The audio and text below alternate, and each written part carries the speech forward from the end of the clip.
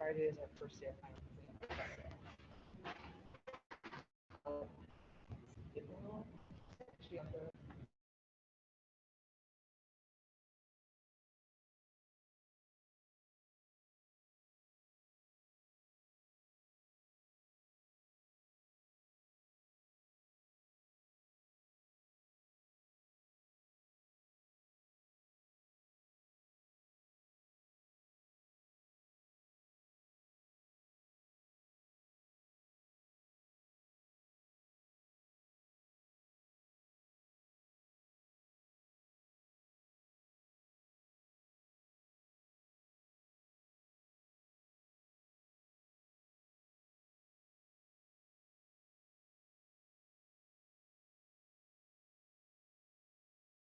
Okay.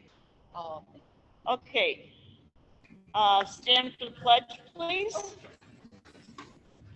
I pledge allegiance to the flag of the United States of America and to the republic for which it stands, one nation, indivisible, with liberty and justice for all. Okay, roll call. Mrs. Salzer. Here. Mrs. Petropoulos. Here. Mrs. Lammel. Here. Mrs. Lubudzik, absent. Mr. Malkowski. Here. Ms. Joy. Here. Mrs. Grove. Right, as far as guests, we have our admin team here, along with Sam and Gino, so thank you everyone for being here. I did want to take just a moment right here at the introduction of guests. I wish we could have, but with the rise in the cases that we are seeing and trying to be careful with a week to go before break, I do want to recognize our junior high girls basketball team over at Findlay. You'll remember we had the volleyball team here that they beat Independence in the championship game for volleyball. Yes. So now we have basketball champs as well.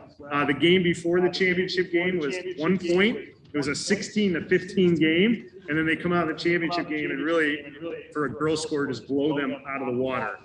So it's just been really nice to see, and just kind of watching the students and the staff get behind them.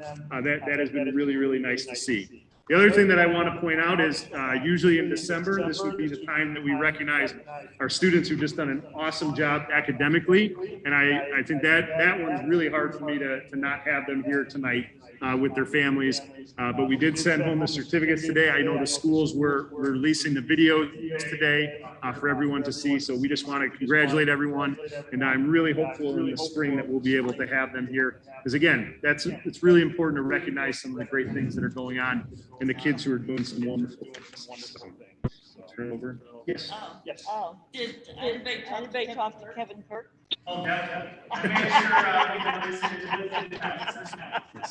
Mr. Kirk is the principal of Independence, so that we used to work in our district. So Him and I are friends. we like to give him a hard time. Next time, neither one of us talk to him. We will do so. I haven't talked to him in a while.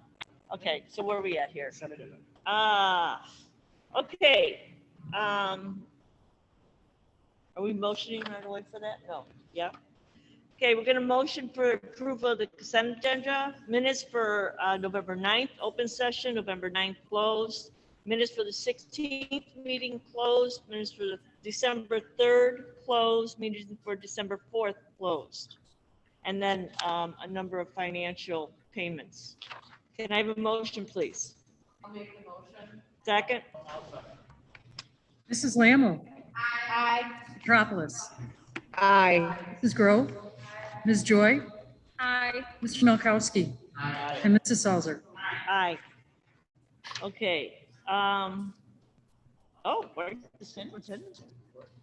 Short. Well, good evening, everyone. So just starting off, really the school and department reports, you can kind of look in the packet and see some of the things that are going on throughout the school. One of the things I really liked that one of our buildings highlighted was greetings and just making sure that we're always saying hello to students. I think that's so important. And I know out at the bus line, if I'm not talking to a parent or another teacher or staff member needs something, one of my favorite things to do is as they're coming off the bus, just welcoming them, especially on Fridays. They're so excited on Fridays. And I'm not talking just the staff, I'm talking students here. But it's such a great way for kids to start, and for those kids who may have had a bad morning, it's really just a great way to be like, oh, something's not normal with how they're reacting. So maybe I'll be checking in with them to kind of see how that is. And just some wonderful things going on in the buildings. I know we have a lot of the spirit days going on right now. We always try to really get kids engaged and wanting to come to school and to fully participate at this time. The next one, 3.2, is the enrollment report. This doesn't happen very often, but if you look at our enrollment from where it is now, which is 1,439 students, it's the exact same as it was last year. And we've been slowly building back up to that as the year has gone on. We started to see some more families move in, whereas before you were just kind of seeing some move out. So we're starting to see that turnover. And it really stays pretty consistent across. We always do projections out for many years to see, all right, what kind of space are we going to need? What kind of teachers are we going to need? And over the last 5 or 6 years, it's been really, really consistent overall. So that's something we continuously monitor.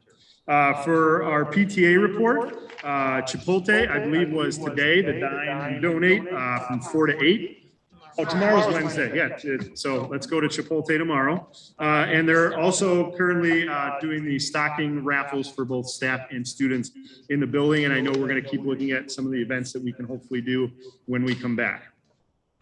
Under vacant positions and possible staffing needs, we continue to look for our subs and our paraprofessionals. And if you saw the email that was sent out to all of our families, just again, encouraging people, if they know anyone, and any of you who work in education, you know that is not just our district that is looking for that. I also wanted to point out possible staffing needs. That one of the things that we have discussed and was brought up at strategic plan, and that we've talked about in previous meetings, is the possibility of both a curriculum position and a data person. And in your packet tonight are the job descriptions of that. And I'm going to be asking later on for board approval of both the job description and the posting for those two positions. The curriculum director position, we look to start on July 1st of this year. The data person, we would really like to try to bring in as soon as possible to really start working. Gino has been trying to manage all of his jobs on top of the data. And we would love for that person to start working with him on that. The data position would also be responsible for some of the day-to-day things at Ridge Central, since they currently do not have a tech person. And then I know we've talked in the past really what the curriculum director would be looking to do. And for those of you who were with us for strategic plan, we talked about how many things there are to get done in our district, trying to get to that guaranteed and viable curriculum. We've had many years where we've had consultants coming out, and some of them have been really, really good. But what we found is that consistency is not there, because they'll be able to come 3 times this month, and then, oh, next month I'm booked in other districts, I can't come, but then the next month I'll be there. And so to try to have that consistency and that follow-up, and to really work with teachers, not just in PD sessions, but also I'll be in your classroom and to see how I can support you and what is working with our curriculum and what is not. So I just want to see if anyone on the board had any questions on either of those two positions that we'd be asking for approval later. For the, which position? Both? Yeah, so for curriculum, yeah, curriculum director, you're really looking for someone who has some background in their education background with masters in curriculum and instruction. Someone who has worked within school buildings. A lot of times you'll see an administrator from like a principal, sometimes an assistant principal who wants to move up into that role. You want them to have at least some of that administrative background. I don't think I've ever seen like a teacher make that jump. That doesn't mean it can't happen, but it's usually someone with administrative experience. For the data person, and we talked with Gino, we talked with other districts who have that, someone who has worked within information systems before.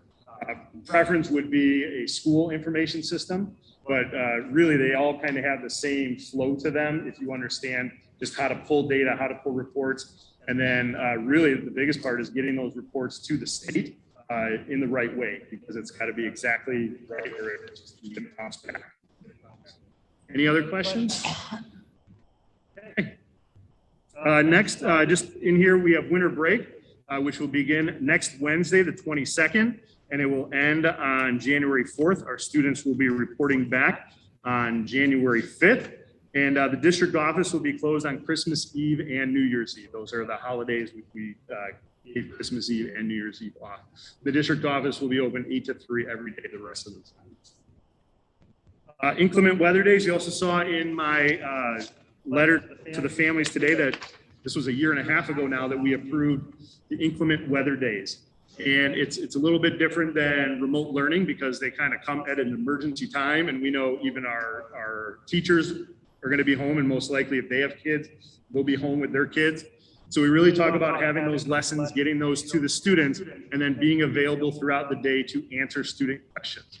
So they like being available 8 to 3, but that doesn't mean like the second they get an email within 5 minutes, they have to be looking at a video screen with them. But they do need to be available. And students will also have time when they return that if they couldn't get the work done that day, they will still have time when they return to get that work in case they couldn't get help at home or in case their internet went down, those types of things. So we talked about making sure teachers are already like working with their students about what those days could possibly look like so that it's not a last second thing where nobody knows what's going on. And I can't believe we haven't even like come close to anything yet. The weather has been really, really nice so far. So 3.7, the superintendent student advisor group. I say it all the time, and this is my absolute favorite thing that I get to do here. On Thursday, I met with the groups I started off with Ridge Lawn, then went to Ridge Central, and ended my day with Finley. And it's a chance to really just ask the students how things are going. We make all these decisions all these times, and really the biggest impact it has on is our kids. And we talked about everything from how the buses are going. Most of them actually thought the buses were going well, to how the cold lunches are going. Not a surprise. That was not very favorable. We had one student at Ridge Lunch, she's like, I love the cold lunches. And everyone looked at her like she was crazy. But nobody else liked the cold lunches. And that is something that we have been working on. And we are hoping that when we come back from break, that we will be able to get back at least the majority of the days. And Kathy's been working with the administrators really hard on that. And it really comes down to staffing and the time and the space. And I think the biggest thing for us, and we weren't seeing this at the start of the year, but we're starting to see less and less kids take the lunch. And if less and less kids are eating, we have to find a way to bring back the hot lunches because that's the point. They need to eat and they're going to learn better if they do. So it was a great day, and we'll be meeting again in February. And they are not shy, and I absolutely love it. They share every single thing that they want to share, whether it makes sense at that moment or not. And it's awesome. So, and then 3.8 is our Illinois State Report Card. Illinois released that data about a little over a week ago. And I don't think there was many districts in the state that are very happy with the data that came out.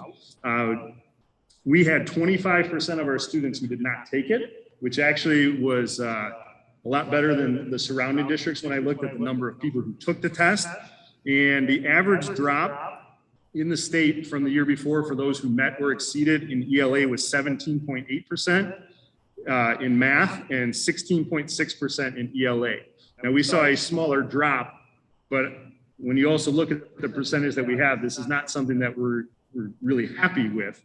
That is something that we know that we need to really, really improve on. We believe that the addition with the math coaches, our new curriculum for math with our resource that we're looking at piloting right now, along with looking for a curriculum director, we hope bringing all those things together will really move those scores up. I do think it's important to know that when we look at different areas that some score better than others, and that is also something that we try to target, whether it's ELA, whether it's EL population, special ed population, different grade levels. So we really dive into all those and try to see where is it that things aren't going right and what do we need to do to fix that. I will say though, this year is really, really hard to say anything definitive from this data when you're talking 1 out of every 4 kids didn't take it. Everyone had a really unusual experience last year. What I think is going to be important is to see what the baseline data is from this year and where we grow from that. I think is going to be really important for us to look at. Any questions on the Illinois report card? More so, even some of the kids who did take it hadn't been in school for how long? Yeah. And so to come back in and have that anxiety, whatever it is, I mean, there's other mitigating factors that would have impacted test scores as well. A lot of kids specifically came only to take the test and hadn't been in class. Yeah. So definitely a skewed test result. And I'll be honest that I have not, and I don't believe our administrators have, like, really shared much with the teachers on this, because we know that they worked really hard, the kids worked really hard, and this is, as you said, a one data point with some kids who hadn't been in school all year but just came in to take a test. The state required us to do it and did it. We're sharing it out, and now let's get back to the work we know we have to do. So. And then 3.9 strategic plan overview. I just wanted to share out with the board, just make sure we're all on the same page for the timeline. I thought last weekend was really, really nice. We got some great feedback as far as how it went. And if you remember, our 5 categories were finance and buildings, curriculum, student outcomes, human resources and professional development, technology, and student needs. And in your packet, you'll see kind of a summary of the evaluation from that day. And other than Dunkin' Donuts coffee was a huge hit, it ended up being, I found out. So that worked out pretty well. But the biggest thing we are doing now is we are taking those goals that were created, and now the administrative team is working on an action plan. We worked through 2 this morning as a larger group, and then this afternoon we worked on technology as a group, and then we have time set aside for tomorrow and Thursday to hit the next 2. So we are hoping to have that for you in January, with it getting approved at the January 11th meeting. I know we are all very excited. It's fun work when you're looking at what's going to happen in the future and planning things out. And as Dr. Madonia said, what I like about this plan as opposed to other places I've seen it done, there is that follow-up. There's that 6-month check every 6 months. So it's not just sitting on the shelf and nobody like, oh, what happened with that? We have this action plan and we need to follow through on it. So we're very excited, and just wanted to thank the board for participating in that, and looking forward to what it's going to mean to our district moving forward. Any other questions for me before I turn it over to Kathy? All right. Okay, good evening, everyone. Okay, it's the time of the year where we start looking at our capital projects for both the summertime and in the future. And the first thing I want to talk about is our capital plans for our working cash bonds. Bids will actually be going out on Thursday for the items that were approved for the flooring replacement, asphalt, sidewalks, and landscaping, masonry repair, and some mechanical rooftop units. So those will be being advertised to the public in the newspaper on Thursday. And then we will have a public opening in January for those bids. And the only thing we're not going out for bid yet is the plumbing upgrades. And Studio GC is working on those specifications, and that bid will be advertised in January. So those are all the projects that are going to be done out of our sale of our working cash bonds. So then the Studio GC is also working with the administration and the teachers on the configuration of the classroom needs. So that is still outgoing for the furniture. And then with the building improvements that the board just approved with our ARP ESSER 3 grant, Studio GC is in the process of working on those building specifications. But because of labor shortages in very specific areas, not all across the board, along with certain supply deficiencies, it's not going to be done this summer, unfortunately. The bids will go out in March and April, so we will be in a very good position to start off in the summer of 2023. I know we all wanted to get it done in 2022, but what we don't want to do is overcommit, and then August is here and our buildings are not ready. So confident we're going to be ready for next summer. Yeah, I felt the best example we had was, let's say we talked about expanding these rooms over here at Finley, expanding them out. We go ahead, get it started. All of a sudden you can't get the labor or the supplies. And in August, we have 2 gaping holes in classrooms we can't use. This, I think, I know I'm disappointed that it has to wait till that time, but I think that lead time, not only will we get much better pricing to do it, I think we have a much better chance of it getting done and done well. And then the last thing is the school maintenance project grant. I wasn't really anticipating bringing this to the board until next month, but in speaking with Studio GC regarding these labor issues and supply shortages, we kind of pushed it to the forefront, because when we applied for this grant, It's a $50,000 matching grant, which means we have to spend at least $50,000 and the state will provide $50,000. And what we wrote it for is a district-wide upgrade of our communication systems. And what I mean by that is our bell systems, our intercoms, our phones, our clocks. Those are all one system that will be interconnected. And so the total estimate on the project is $375,000, of which $50,000, if approved, will be paid by the state, which leaves the $275,000. Now, although we didn't specifically budget for that, we do always budget for a contingency, well, in the amount of $600,000 for O&M. So we feel confident we would have the financial resources. And discussing as an admin team, we really think that this is a high priority. So we did not give the board much opportunity to have this conversation because we really wanted to get it approved and move forward so Studio GC could start with the specifications and get it done over the summer. Nancy. Any of the ESSER funds? You know what? It could. I didn't want to commit it to the ESSER fund because I am not 100% certain. But depending on where we're looking more towards the end of the year, we might be able to do some reallocation. So does anybody have any questions on that? Okay, thank you. Okay, the next thing I wanted to talk about is board policy 4:60. And what that is, in addition to all of the policy changes, I believe there were pages and pages of them. This goes, this goes on beyond the legal language changes. When we researched our neighboring districts with this policy, which is purchasing and contracts, our verbiage in our contract has a line in there that is unique only to our school district. And what it reads is, the superintendent shall not commit to any single non-customary purchase or expenditure, excluding personnel, of greater than $10,000 without board approval.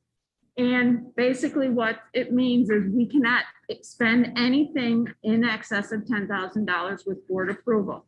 And so what we were looking to do upon research, some districts do not have any sort of verbiage, but then other districts have a $25,000 limit. So we would be interested in asking the board to increase it to that $25,000. A couple reasons, inflation, you know, things that we were paying $7,000 for, 8 years ago are now over the 10.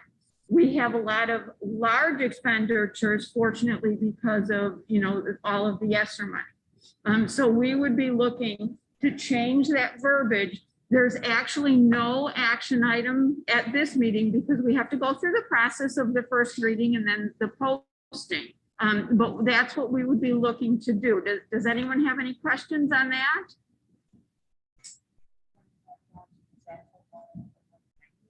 Yes, the question is the $25,000 for one use? And the answer is yes. If we purchase something in excess of $25,000, we would request the board, it would be a separate line item on the agenda. I think it's important to know that she'll still share out things. It's not like all of a sudden you're sure. like, where did all this stuff come from? Just so that it doesn't, if it's like an emergency Yeah, basis, there but then are- you have some flexibility if there's like a need, Yeah. immediate before you can get to a meeting. Especially with like technology, we've had many times where we've had to hold off 2 or 3 weeks because we need to get something that's approved. This allows a lot more flexibility. You guys would still be made aware of things. But again, no district I've seen has 10,000, most have absolutely nothing for the 25,000. We didn't think we were comfortable going to just nothing. No. So we thought this was a good compromise, so. Okay, so then the next thing is, Oh, I do apologize. 4.2, it's good news. We recently had our FY22 compliance evaluation, and the health safety segment, which is they come every year and they check the facilities. They go into classrooms, closets, washrooms, and look at all of the safety issues.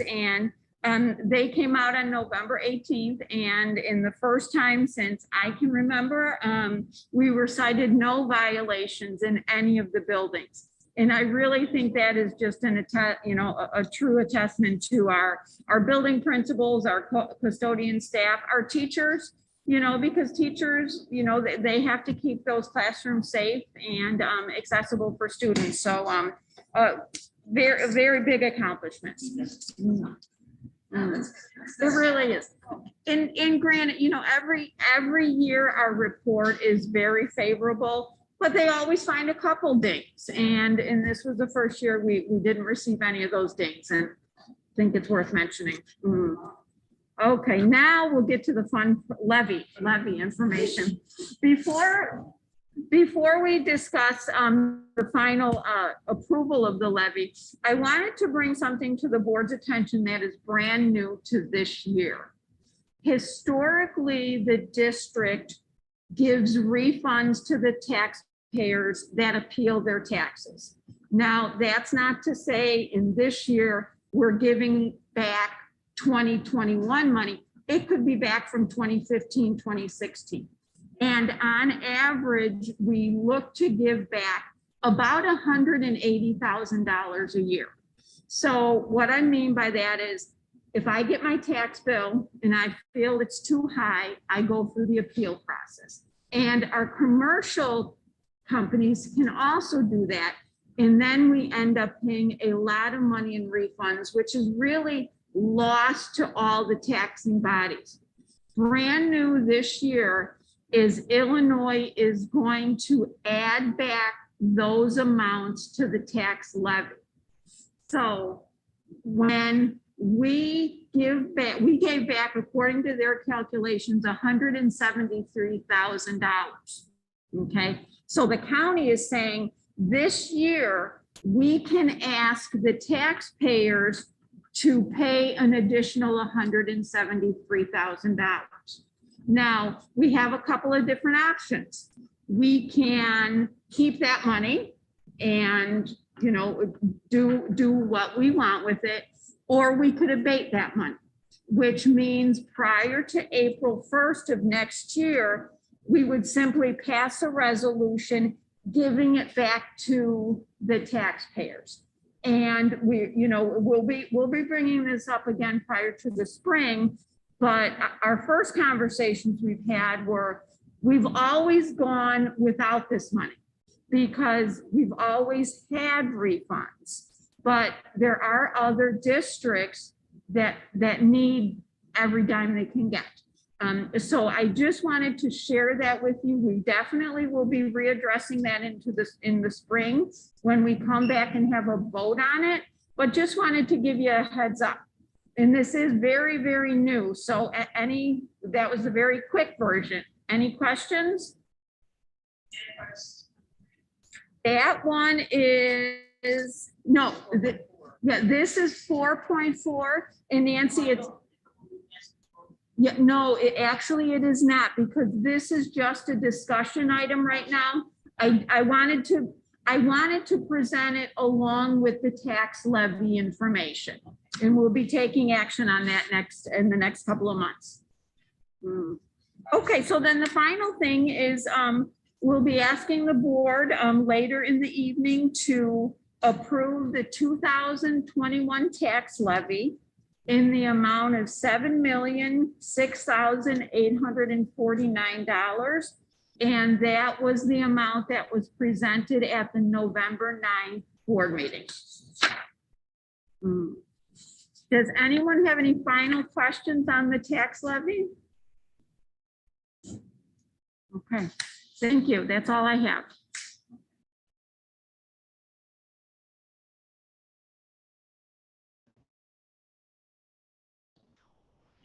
Before we go further though, on 6.3, what exactly, I just want to make sure everybody understands what that is. Oh, okay, great question. The question is, once we get to the action number, item number 6.3, what that is, the action item is going to read, potential board action to approve the resolution authorizing reductions of certain fund levies for the 2021 levy year. And what that means is we always ask for more. We do that balloon levy, which is dependent on property tax, on new property. If the county has to reduce any of our levies, we've instructed them to take it from the education fund. Does that help you? Does that make sense? Yeah, it's just that it seems to be worded differently. And it could So I just wanted to be. make sure that's what it was. Perfect, okay. Okay, so we open public hearing, right? Okay, right now, I'd like to open the public hearing for the 2021 tax levy. Does anybody have any questions or concerns regarding the levy? Okay, I have to ask 3 times for the people who are new. Does anybody have any questions or concerns regarding the levy? And last time, does anybody have any questions or concerns regarding the levy? Okay, we will close the hearing. Thank you. Okay, now 6.2, potential board action to adopt the 2021 tax levy in the amount of $7,006,849. And this is the same amount that we approved of the tentative tax levy. Can I have a motion? Second. I'll second it. Mrs. Petropoulos, Aye. Mrs. Lammle, Aye. Mr. Milkowski. Ms. Joy, Aye. Mrs. Grow, and Mrs. Salzer. Aye. 6.3, potential board action to approve resolution authorizing reduction of certain fund levies for the 2021 levy year. Motion. I'll make the motion. Mr. Milkowski. Ms. Grove. Mrs. Lammle. Aye. Ms. Joy. Mrs. Petropoulos. Aye. And Mrs. Salzer. Aye. 6.4, potential board action approve job description and posting for the position of curriculum director. Motion. I'll second the I'll make motion. I'll second the Ms. Joy. Mrs. Grove. Mr. Milkowski. Aye. Mrs. Petropoulos. Aye. Mrs. Lammle. Aye. And Mrs. Salzer. Aye. 6.5, potential board action to approve job description and posting for the position of database administrator and technical services facilitator. Can I have a motion? I'll second. Mrs. Grove. Mrs. Petropoulos. Aye. Ms. Joy. Mr. Milkowski. Aye. Mrs. Lammle. Aye. Mrs. Salzer. Aye. Do we I go on? can go through 6.6. So 6.6 is the potential board action to post for a first reading of board policies. You saw, I'm sure, that the board policies was about 140 pages long. See, they're doing their dance for you.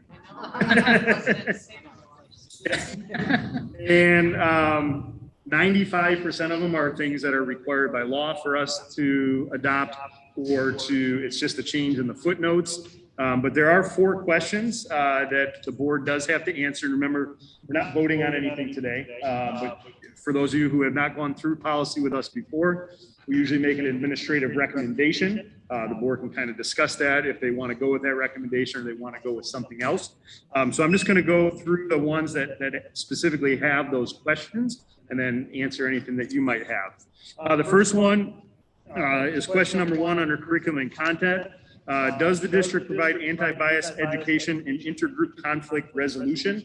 Really just meaning, are we, with our social workers and things like that, teaching kids that like you should be friends with as many people as you can be, that we're all in this, we're all students. And yes, we have done that. So we want to continue to do that. It's not a specific curriculum, but it is something that we recommend that we continue to do. The next one under 6.60 curriculum and content, which is probably the longest policy in the entire policy book. This one is, the question is, enter the board's choice below regarding communication to their communities in this policy about sex education curriculum offered by the district. If you remember, the state passed a law that said if you were going to teach any type of sex ed curriculum, that you need to adopt the national standards, which are new, that most states have not adopted that, but Illinois, along with a couple other ones, have. Our district has never offered a comprehensive sex ed curriculum before. We have health class and we talk about like health and hormones and changing bodies. But in terms of a full-on sex ed curriculum, we have not offered that before. And because we have not offered that before, I would recommend that we do not change our policy and we continue with what we have currently. So I want to see if anyone on the board had any questions on that before we move on. I have a question. Yes. Now, if we went ahead and done, because I agree with you that we leave it. But if we went ahead and did that, then we would open ourselves up to all the other stuff. You would have to adopt the national standards, Right, everything. which you can't leave anything out. I will say that you do have it where parents can opt out of that. And my concern, not just for our district, but really for schools across the state, is that the new standards, or there's going to be a lot of parents who don't feel comfortable with that. You're going to have so many people opt out to the point where you're almost going to have to hire another teacher to even work with those students on something else. So I myself and a lot of other superintendents are a little worried what that can mean. I'm just curious, what is constituting sexual education though? I'm curious, are we talking about, the act of, sex? Are we talking about gender issues? Are we talking about different types of sexuality? Because these are things that are not necessarily off the table, so I'm just curious. And I don't know what is encompassed in the health classes. I mean, I've seen some things that came out that I wasn't comfortable with, and I'm just curious, and I get the education. I do think that some levels are young, but at 8th grade, kids are, So things are going on. And so I'm just curious, like what the levels yeah, and I think that's a good. are, and then what are we actually doing? If we're not doing any, and it's just about hormones and bodies. Yeah, and that's what it should be now. And I know, I remember last year we had an incident and we discussed that. In looking through the standards, just to give you an example, by 3rd grade, students are to be taught that they can choose gender identity and that it's very fluid. So at that grade level, they're learning that. By 5th grade, they need to know the difference between oral, anal, and intercourse by 5th grade. As far as I'm concerned, you can stop right there, because that is going beyond the scope of what I want my. Yeah, and again, this is a topic that I think many people would have varying opinions on and varying topics. I think that's the frustration that a school district cannot necessarily anymore determine what's best for their community. But it's either adopt this or don't teach anything. So. Well, and then, I mean, it goes to the fact that, parents should then be having these conversations at home if it's something that's important to their family. I definitely think that that is a way too young level, but that's my personal opinion. Yeah, and I'll there's questions out there, that there's so many other ways to do that. There are other after school, not after school, but I know we've had stuff talking about meeting with different people at a forum or sometime with parents and students, things like that done if there was the parents would know how to approach it, but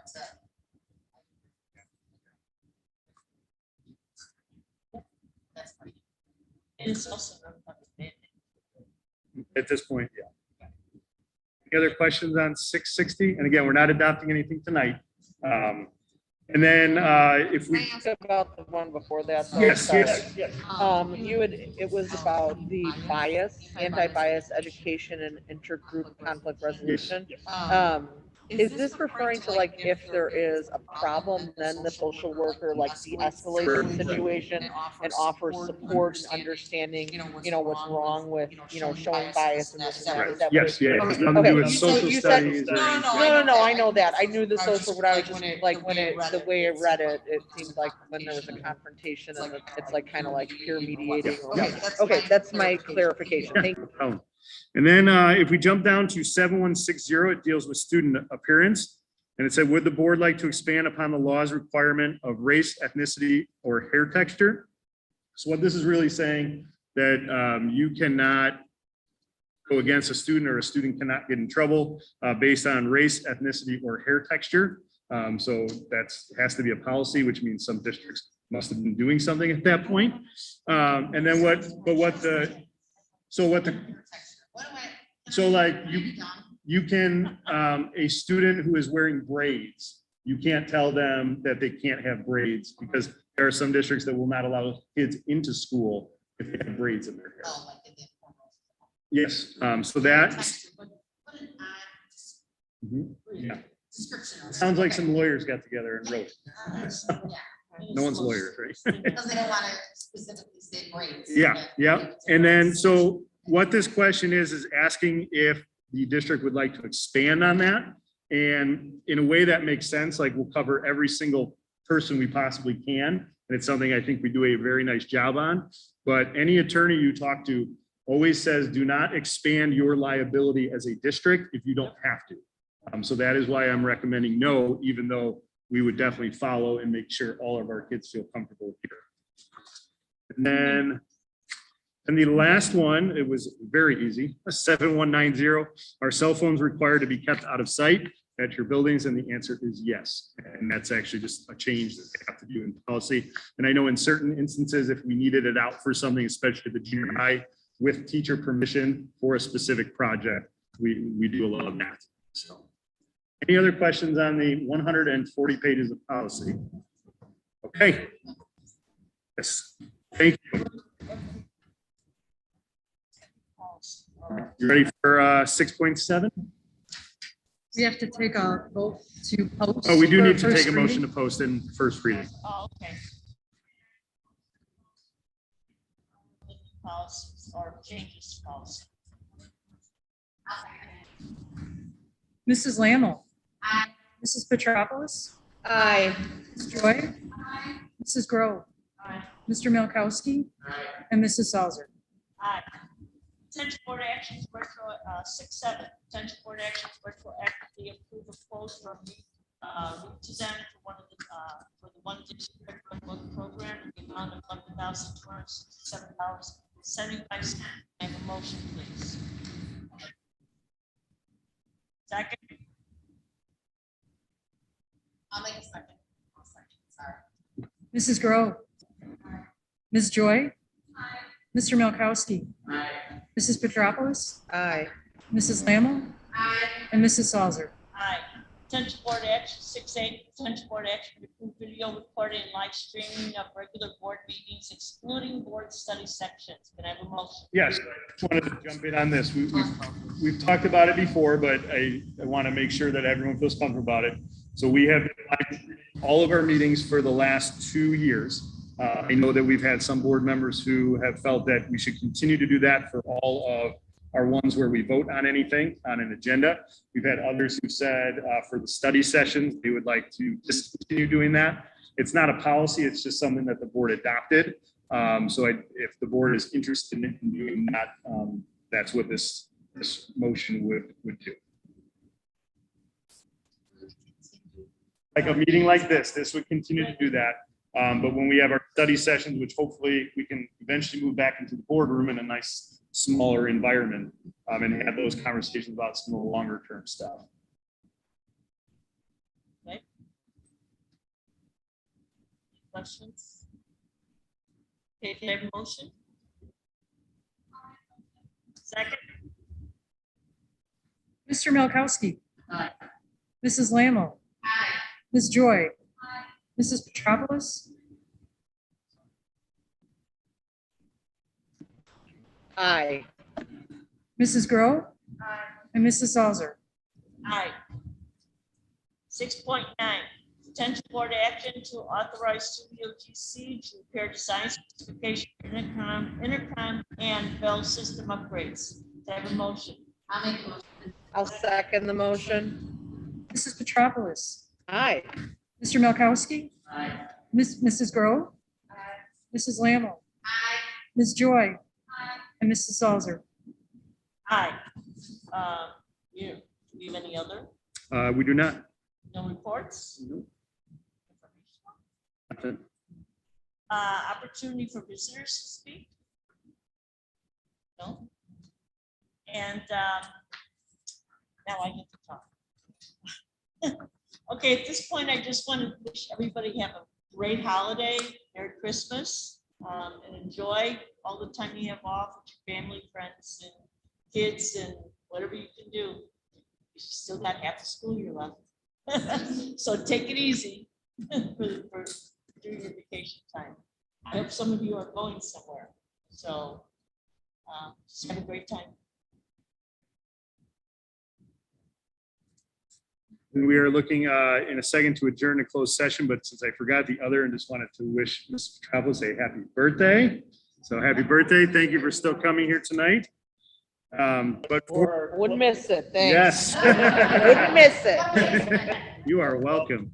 So 11.0, going to closed session for the discussion of the appointment, employment, compensation, discipline, performance, or dismissal of specific employees of the public body or legal counsel for the public body, including hearing testimony on a complaint lodged against an employee of the public body to determine its validity as defined in the Open Meetings Act, Section 2C1, the discussion of collective negotiating matters between the public body and its employees or their representatives, or deliberations concerning salary schedules for one or more classes of employees as described in Section 2C2, the discussion of pending or probable and imminent litigation against, affecting, or on behalf of the district as defined in Section 2C11, and the discussion of minutes of prior meetings lawfully closed under the Open Meetings Act as defined in Section 2C21 for the purpose of review, approval, or release of such minutes. We will not be discussing specifically any security measures or any student disciplinary cases during closed session. So we need a motion. I'll make the motion. Ms. Joy.